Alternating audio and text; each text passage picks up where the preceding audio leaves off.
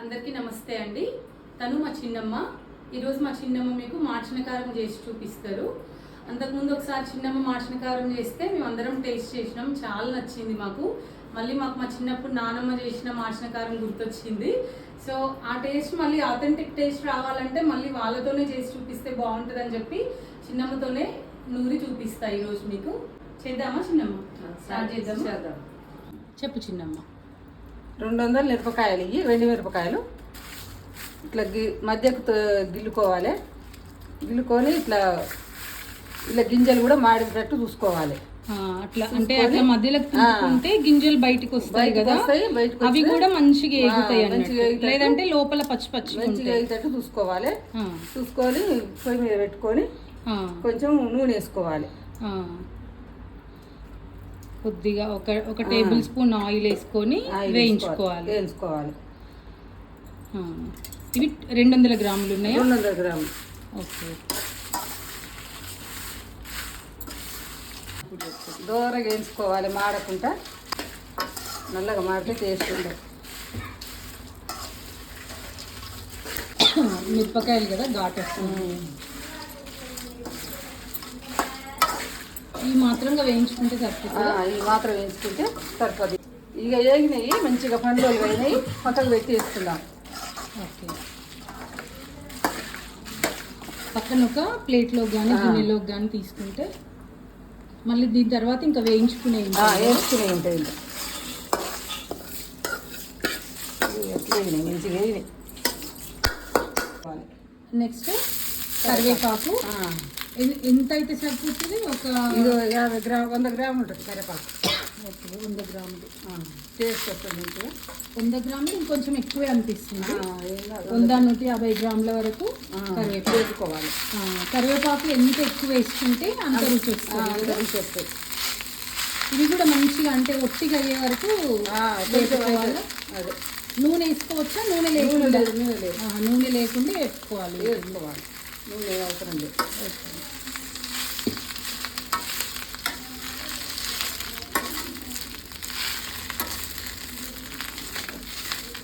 చిన్నమ్మ, నాకు మార్చిన కారము, ఇవి పల్లీల పొడి ఇవన్నీ చూస్తే నాయనమ్మ గుర్తొస్తుంది. మరి నీకేం గుర్తొస్తుంది? నేను కూడా పొద్దుట్లు వ్యవసాయం చేసి కష్టం చేసి ఇంటికి వస్తే నైట్ ఏం లేకపోతే రొట్టెలు చేసుకొని, సద్ద రొట్టెలు మంచిగా మార్చిన కారం వేసుకొని, నెయ్యి వేసుకొని ఇక తినేది. తిన్నాక తర్వాత పెరుగు వేసుకునేది, గడ్డల పెరుగు వేసుకొని మంచిగా నిండా తిని ఇక స్నానాలు చేసి పండుకునేది, కంటిన్యూ నిద్రపోయేది. కరివేపాకు కొంచెం టైం పడుతుంది. చిన్నగా స్టవ్ చిన్నగా పెట్టుకొని మెల్లగా వేయించుకోవాలి. ఎందుకంటే తొందర పడితే అది ఆగదు. అట్లా చేస్తే మళ్ళీ టేస్ట్ రాదు అన్నట్టు కారం పొడి. అదే అంటే ఎక్కువ మంట మీద పెట్టుకున్నా మాడిపోతుంది. చిన్నదనంగా పెట్టుకొని ఓపికతోటి చేసుకోవాలి. సరే సరే. మేము విత్తనాలు ఏమయ్యేది చిక్కలకు అరకల్లీలో పెట్టుకొని మధ్య 10 కాగానే తీసుకోపోయి మంచిగా మార్చిన కారం వేసుకొని నెయ్యి వేసుకొని తింటే ఎంత టేస్ట్ ఉండేది. చెంగల సద్దన్నం అంటే సద్దలతో అన్నం, సద్దతోటి అన్నం వండుకునేది కుండలలో. వండుకొని తిని నిలబెట్టి అరకల మీద పెట్టి కుండలలో వండుకునేదా అప్పట్లో? కుండలలో అప్పుడు సర్వలెక్కడు కుండలలో వండుకొని తింటే ఎంత టేస్ట్ ఉండేది. అసలు ఈ మాదిరిగా ఎగితే సరిపోతాయా? అంటే ఇట్లా పట్టుకుంటే తునిగిపోవాలన్నట్టు. అంతే. ఇట్లా వేపుకొని పక్కన పెట్టుకోవాలి. కరివేపాకు కడాయిలో నిండా అయిపోయి ఒకేసారి వేగట్లేదని చెప్పి చిన్నమ్మ మళ్ళీ కొద్దిగా పక్కకు తీసి 2 భాగాలుగా చేసుకొని వేయిస్తున్నారు. చిన్నమ్మ వేగిపోయినట్టు అనిపిస్తుంది కదా, ఇవి కూడా తీసేద్దామా? ఇక తీసి పప్పులు వేసుకోవాలి. నెక్స్ట్ పప్పులు. దొడ్డుప్పు కూడా కొంచెం వేయిస్తామేమో. వేయించాలి అది కూడా. నెక్స్ట్ ఏమేద్దాం చిన్నమ్మ? అంటే ఒక 2 టీ స్పూన్ల 2 టీ స్పూన్లు మినపప్పు, కొంచెం అన్ని 2 టీలు నూగులు, కొంచెం జీలకర్ర ధనియాలు. జీలకర్ర ధనియాలు కలిపినవి కలిపి అదొక 2 టేబుల్ స్పూన్లు. జీలకర్ర కొంచెం ఎక్కువ వేసుకున్నా ఏం కాదు కదా? ఏం కాదు, కొంచెం వేసుకోవచ్చా? ఇంకా వేసుకోవచ్చు, కొంచెం జీలకర్ర వేసుకుంటే టేస్ట్ వస్తుంది మంచిగా. మంచిగా అరుగుతుంది కూడా కదా. ఇంకొక టీ స్పూన్ అంత జీలకర్ర ఎక్స్ట్రా వేసిర్రు. ఇవన్నీ కూడా మంచిగా దూరగా వేయించుకోవాలి. చిన్నమ్మ, దీంట్లో మనము నల్ల నువ్వులు వేసుకున్నాం కదా. అవును, అంటే తెల్ల నువ్వులు కూడా వేసుకోవచ్చు. తెల్ల వేసుకోవచ్చు, నల్ల వేసుకోవచ్చు, టేస్ట్ బాగుంటాయి. నల్ల మనకేమో ఇక్కడ మన సైడ్ కొంచెం నల్ల నువ్వులు ఎక్కువ దొరుకుతాయి కదా మనకి. అవును, ఈ పండ్లు అయినాయి మంచిగా వేగినాయి. ఇవి కూడా తీసి పక్కకు పెట్టుకుందాం. పక్కకు పెట్టుకుందాం.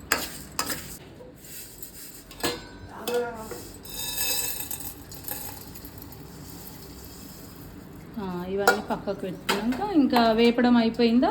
అయిపోయింది. కొంచెం ఉప్పు వేడి చేసుకుంటే, ఎందుకంటే అంటే ఇంకా మళ్ళీ స్టవ్ ఆన్ చేయకుండా అక్కడ ఈ వేడికే సరిపోతుంది. ఉప్పు వేడి చేయకపోతే అల్లం మెదగదు. ఉప్పు కూడా వేయించి మిరపకాయలలోనే వేసేసారు. అదే వేడికి కొద్దిగా చింతపండు కూడా వేసి వేయించుకోవాలి. కొంచెం 2 రిక్కలు అంతే. శాస్త్రానికి నాయనమ్మ అనేది చిన్నప్పుడు ఏదైనా కొద్దిగా వేసేవి ఉంటాయి కదా, ఏదో శాస్త్రానికి నాయన అనేది, అట్లా శాస్త్రానికి కొద్దిగా చింతపండు.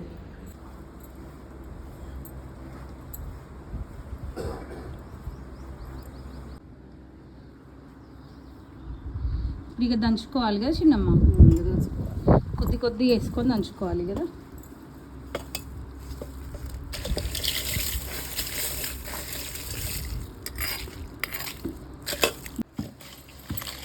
కొద్దిగా ఉప్పు మిరపకాయలు కలిపి వేసుకుంటూ దంచుకోవాలి. దొడ్డుప్పు వేస్తే మంచిగా దంగుతుంది కదా.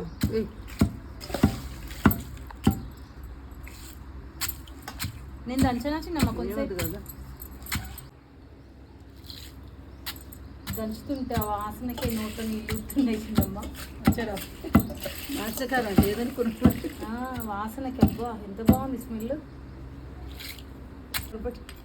గాలికి చిన్నమ్మ, నాకు దంచబుద్ధి అవుతుంది, నేను ఒకసారి దంచి తీయవా? కొద్దిసేపు నమ్మకం లేదా నా మీద? ఏముంది ఇక ఎంత దంచుకుంటుంటే చాలా రోజులు అవుతుంది. ఇప్పుడు చిన్నపిల్లలప్పుడు నాయనమ్మ రోడ్ల పచ్చడి నూరితే విశాల్కి దంచేది. నేను దంచుతాను అక్క నేను పోటీ పడి.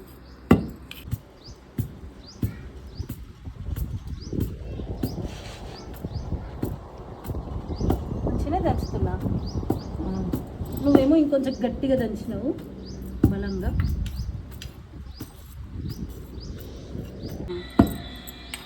చిన్నమ్మ, ఇంత చాలా పొడి ఇంకా మెత్తగా కావాలి. కొంచెం గింజలు ఉన్నాయి, కొద్దిగా నలిగితే ఇక అయిపోతుంది. పప్పు వేసుకుందాం. ఈ మాదిరిగా దంచుకుంటే సరిపోతుందంట. మరి మెత్తగా కాకుండా కచ్చపెచ్చగా దంచుకోవాలన్నట్టు. ఇప్పుడు దీన్నంతా పక్కకు ఒక గిన్నెలోకి తీసుకుందాము. అంటే రోల్ చిన్నగా ఉంది కాబట్టి మిగిలినవి కూడా దంచుకోవడానికి రాదు కదా, ఇదే నిండా అయింది. ఇది పక్కకు ఎత్తి పెట్టుకొని ఇప్పుడు మిగిలినవి దంచుకుందాం. నెక్స్ట్ పప్పులు, ధనియాలు, నువ్వులు వేయించుకున్నాం కదా, అవి కూడా కొద్దిగా వేసుకొని నలగొట్టుకోవాలి. కొద్దిగా వేసుకొని కొట్టుకోవాలి. అన్నీ ఒకసారి వేస్తే ఎగురుతాయి కదా. ఇంత మాత్రంగా దంచుకుంటే సరిపోతుందంట. కొంచెం బరకగా, మరి మెత్తగా కాకుండా కొంచెం బరకగా దంచుకోవాలి. ఇప్పుడు ఇది ఈ మిరపకాయల పొడులు వేసేసైనా చిన్నమ్మ.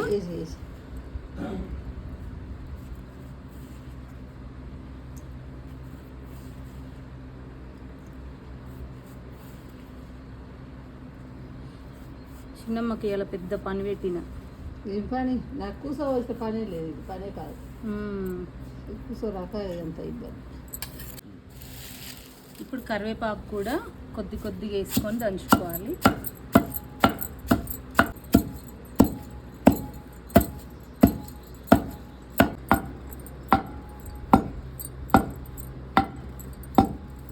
చిన్నమ్మ చాలా ఈ మాదిరిగా ఇంకా కొంచెం దంచాలా?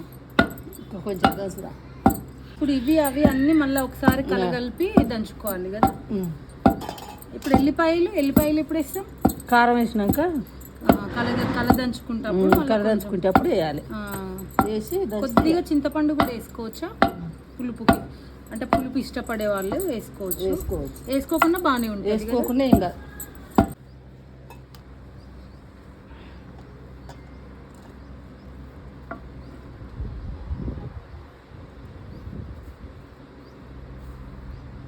ఇప్పుడు ఇదంతా మంచిగా కలిసేటట్టు రెండు మంచిగా మిక్స్ అయ్యేటట్టు కలుపుకోవాలి. కారం పొడి అన్ని కలగలిసేటట్టు మళ్ళీ రోట్లో వేసుకొని మళ్ళీ ఉల్లిపాయలు వేసి చింతపండు వేసుకొని కలదంచుకోవాలి. చింతపండు చాలా కొద్దిగా కొంచెం వేసుకోవాలి. చింతపండు వేయకుండా బాగానే ఉంటుంది కదా. బాగానే ఉంటుంది కానీ కొంచెం వేసుకుంటే జర కారం పులుపు ఉంటుంది. అట్లా వేసుకొని ఇంకా కలదంచుకొని పక్కకు పెట్టుకోవాలి. 2 ఎల్లిగడ్డలు కదా. 2 ఎల్లిగడ్డలు. ఇది ఒక వాయి అయ్యింది. ఇది ఒక గిన్నెలోకి ఎత్తుతున్నా. మళ్ళీ మిగిలిన కారం పొడి మళ్ళీ మిగిలిన ఎల్లిపాయలు వేసి మళ్ళీ ఒకసారి దంచుకుంటే మన మాసిన కారం రెడీ అయిపోతుంది. మళ్ళీ కొంచెం కారం వేసుకొని మళ్ళీ ఇంకొన్ని ఎల్లిపాయలు మళ్ళీ కొంచెం చింతపండు.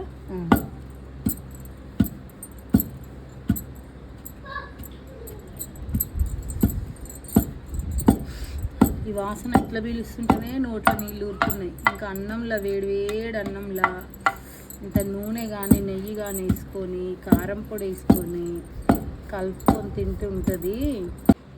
ఇక అయిపోయింది కారం పొడి. లాస్ట్ వాయి కూడా అయిపోయింది.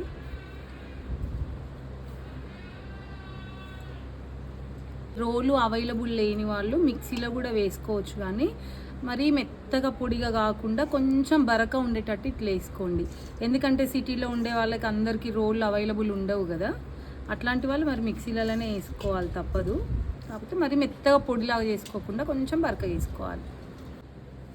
దీన్ని కొన్ని ప్రాంతాల వాళ్ళేమో మాషణ కారం అంటారు. అంటే మా ప్రాంతం వాళ్ళు నల్గొండ డిస్టిక్లో కొన్ని ఏరియాస్లోనేమో మాషణ కారం అంటారు. కొన్ని ఏరియాస్లో కొన్ని డిస్ట్రిక్ట్స్లలోనేమో ఎల్లిపాయ కారం అంటారు. కొందరేమో కరేపాకు పొడి అంటారు. అంటే కరేపాకు పొడిలోనేమో కరేపాకే డామినేట్ చేయాలి, మిరపకాయల కంటే కరేపాకు ఎక్కువ ఉండాలి. ఇది మాషణ కారం కాబట్టి మిరపకాయలే డామినేట్ చేస్తాయి అన్నట్టు, కరేపాకు కొంచెం తక్కువ ఉంటుంది అన్నట్టు. చిన్నమ్మ మంచిగా వేడి అన్నంలో మాషణ కారం వేసి దాంట్లో నూనె వేసి కలుపుతుంది. చూస్తేనే నోట్లో నీళ్ళు ఊరుతున్నాయి. ఫస్ట్ ముద్ద అమ్మమ్మ నీకే పెడుతుందిరా ధీర్. బాగుందా? జబర్దస్త్. ఉప్పు కారం అన్నీ సరిపోయినాయా? బాగానే సరిపోయినాయి. ఇప్పుడు నాకు ఒక ముద్ద.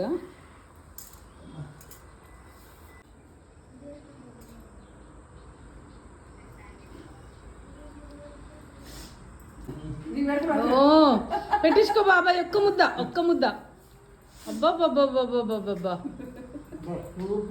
సూపరా?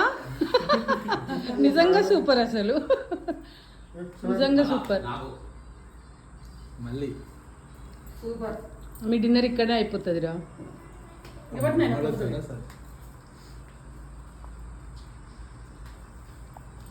చిన్నమ్మ నువ్వు టేస్ట్ చూడవా?